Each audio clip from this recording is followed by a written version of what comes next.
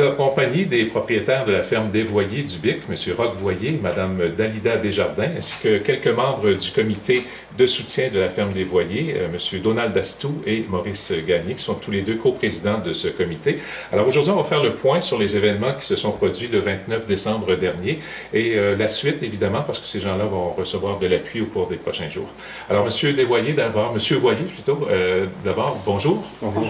Mme Desjardins, bonjour. Bonjour. Alors, ces événements-là du 29 décembre dernier, évidemment, c'était tragique et vous avez été quand même assez rapide à vous remettre sur pied dès les bonnes nouvelles qui ont suivi, si on peut appeler ça de bonnes nouvelles. Les assurances vous permettaient de nettoyer le site. Il y a eu du travail quand même de fait depuis ce temps-là. Oui, il y a eu un bon bout de travail de fait. Le nettoyage a été, je dirais, fait à 70%. Il en reste encore une partie, mais on va attendre la fonte des neiges pour... Okay. Alors, il faut rappeler que les bâtiments, tous les bâtiments de ferme avaient été détruits à ce moment-là. Oui, au complet. Tous les bâtiments et tous les animaux. OK. Et puis, il y avait 3 silos sur place à ce moment-là, même 4. Il y en avait 4. Il y en a 3 qui ont été défaits. Des pertes totales. OK. Alors, depuis ce temps-là, il fallait disposer aussi des animaux décédés, morts dans cet incendie-là. Il y en avait quoi, 165 vaches Holstein? Oui, c'est ça. Et est-ce qu'il y a eu du développement de ce côté-là pour disposer des animaux? Oui, ça a fini par se régler. Il y a eu beaucoup de négociations avec le MAPAC, mais pour finir, il y a juste une place où on peut en disposer au Québec, c'est au site d'enfouissement de Lévis. Okay. Il n'y a aucune autre place. Et de ce côté-là, les délais ont été plus longs que vous ne le pensiez, je crois. Hein? Oui, beaucoup. C'est long de réussir à rentrer en contact, puis à avoir des retours d'appel. C'est très long. Mais c'est parce que la loi a changé aussi. Avant, c'était permis d'enfouir les animaux sur nos terres. Maintenant, depuis la dernière année, les lois ont changé, puis c'est plus possible. Fait que pour nous autres, c'est un frais additionnel. C'est une grosse facture. Il faut maintenant envoyer tous les animaux au site d'enfouissement à Lévis. OK. Et puis, on est en date du 16 mars au moment de faire cette entrevue-là. Les animaux sont toujours sur le site de l'incendie.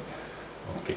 Eux, ils vont quitter la semaine prochaine, par contre, les animaux. OK. Donc, ils seront enfouis à Lévis. Et il y a une firme qui se charge de faire le transport de ces animaux-là? Oui, c'est Sanimax qui se charge de faire le transport. Sanimax, OK. Voilà. Et puis, bon, les choses évoluent évidemment. Au lendemain de l'incendie, je pense qu'on ne pouvait pas douter du tout de votre intention de reconstruire cette ferme-là. C'est toujours dans vos intentions? Oui, tout à fait. OK. Oui. Les délais nous semblent assez courts parce que je pense que assez rapidement, vous aimeriez remettre tout ça sur pied. Oui, mais on n'a pas changé d'objectif. C'est encore à l'automne, la fin de septembre, que les animaux vont rentrer dans l'étable. Okay. Alors, qu'est-ce qu'il faut faire d'ici ce temps-là pour réussir à atteindre cet objectif-là? Il faut sûrement avoir un bon coup de main, de l'aide venant de l'extérieur aussi. Oui, tout à fait. Oui, ça prend une bonne planification, puis ça prend de l'aide. Il faut être très organisé aussi, avoir un échéancier assez serré, puis avec beaucoup d'aide. Alors, vous avez des voisins, des amis, un comité qui s'est mis en place également? Le comité surtout qui est... Bien ça, le comité, premièrement, c'est eux autres qui nous ont donné l'énergie de dire oui, c'est beau, on y va, on continue, puis on continue. On recommence, c'est-à-dire. C'est ça, parce qu'avec eux, ça nous permet d'envisager oui, on est capable de reconstruire. Parce que sans eux, je ne crois pas qu'on aurait pu être capable de reconstruire. OK. Alors, on va faire découvrir les intentions de ce comité-là aux gens qui sont avec nous. Alors, cette fois-ci, pour nous faire connaître ce fameux comité de soutien de la ferme des Voyer, Donald Dastou, qui est coprésident du comité. Bonjour. Bonjour. Et Maurice Gagné, également coprésident. Bonjour. Bonjour. Bon, alors, M. Dastou et Gagné, un petit peu comme on l'avait fait pour la ferme Tribel de Saint-Narcisse il y a quelques années, au lendemain de cet incendie-là, ici à la ferme des Voyer, vous vous êtes dit qu'il faut absolument venir en aide à ces gens-là. Oui, moi, j'ai eu l'idée, on se rappelait de la ferme Tribel, fait que, puis j'ai communiqué avec Laurent Proulx pour ça, lui qui était pas mal en tête de ça, chez Tribel, de quelle façon il avait procédé, puis tout ça, puis on a eu une rencontre, tout notre comité avec lui pour nous donner les grandes lignes des démarches pour... Puis, suite à ça, on a demandé au propriétaire de la ferme s'il était d'accord que le comité se mettre en place avant d'aller trop loin là-dedans. Là. Puis on dit qu'il était d'accord, fait qu'on a continué. OK. Monsieur Gagné, le comité est formé de qui là, présentement? Il y a combien de personnes qui siègent sur ce comité-là?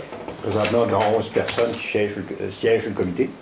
On est accompagné de Jacques Simon, producteur agricole, Sébastien Dastoux, aussi producteur, Guy Dastoux, Ernest Mosman, aussi producteur, Jean-Paul Thériault, qui est ex-directeur de Purdel, Patrice Fournier, qui se partage le poste avec Christine Chanard, qui sont tous les deux du CFE, du Centre financier aux entreprises, Raymond Chanard, Gilbert Marie, Neil Voyer et Martial Tremblay. Bon. Alors, ces gens-là se sont réunis à quelques reprises depuis le mois de décembre. C'est ça. Vous avez des actions déjà d'entreprise parce que vous avez contacté d'autres agriculteurs dans la région, je crois. Oui, c'est ça. On a fait parvenir une lettre aux agriculteurs qui nous a été pour sensibiliser les gens autour, les producteurs en question, à ce qui arrivait à la ferme des Voyers. Puis ça, on a été aidé du MAPAC là-dedans. Le MAPAC nous a soutenu là-dedans puis avec sans délai. Ils nous ont soutenu tout de suite là-dedans pour poster ces lettres-là. Nous, les listes de producteurs, on ne les a pas. C'est des listes qui appartiennent au MAPAC. Fait que le MAPAC a envoyé ces lettres-là. Okay. Et puis, jusqu'à maintenant, vous avez reçu quand même des réponses positives, une belle participation de ces gens-là? Oui, des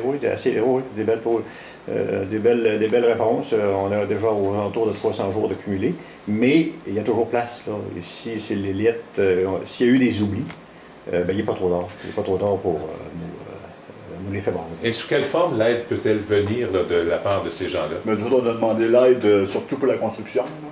Mais aussi, il y en a quelques-uns qui vont donner de l'aide pour les travaux sur la ferme durant la période de construction pour alléger les propriétaires. OK. Donc, il y a... Puis il y a une aide financière aussi. Là. Il y en a qui nous envoient de l'argent. OK. Tout est bien. Donc, le comité est très actif. Avec cette aide-là qui vous vient, je pense que ça doit vous donner aussi le courage et l'énergie pour entreprendre le prochain blitz, qui va être quand même assez important une fois que les animaux auront été retirés du site là, et débuter les débuts de la construction. Ah oui, c'est sûr que ça nous donne l'énergie pour repartir. Puis en même temps, il ne faut pas se le cacher, on est très conscient que le projet qu'on a là présentement, le donner clé en main à un entrepreneur, on ne serait pas capable de le réaliser. C'est grâce au bénévolat qu'on va pouvoir sauver sur les coûts qui vont nous permettre de le construire. Parce que les coûts montent en flèche, ouais, effectivement, ces années-ci. OK.